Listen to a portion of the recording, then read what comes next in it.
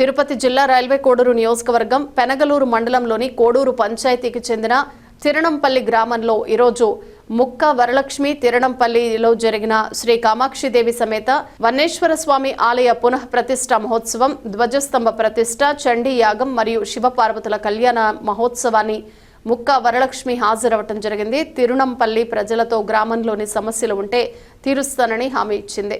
అలాగే ఆలయానికి 1,116 రూపాయలు చందా ఆలయానికి సమర్పించారు. మరియు అన్నదానం మరియు శివపార్వతుల కళ్యాణానికి తిరుణంపల్లి గ్రామ ప్రజలు విచ్చేసి అంగరంగ వైభవంగా జరిపించారు.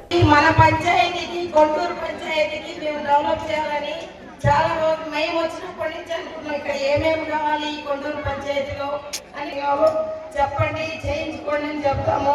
మాకు ఇప్పుడే తిరుణంపల్లి బ్రిడ్జి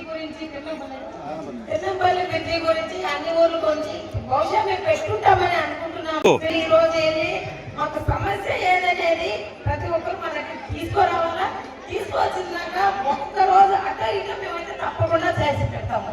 మా ప్రయత్నం మేము కూడా గట్టిగా చేసినా తప్పకుండా చేసి పెడతాము. కాబట్టి తప్పకుండా చేస్తాము. నాకు చాలా సంతోషంగా ఉంది. ఈ ఊరికి వచ్చిన తర్వాత తిరుణంపల్లికి వస్తే చాలా ఆనందంగా ఉంది నాకు. ఆ రోజు ఎలక్షన్ ఇప్పుడు ప్రతి ఊరికి మేము సీఎంఆర్ చూస్తున్నాం. తప్పకుండా మన పంచాయతీకి ఏమి కావాలో, ఏం వసతి కావాలో మీరు చెప్పండి.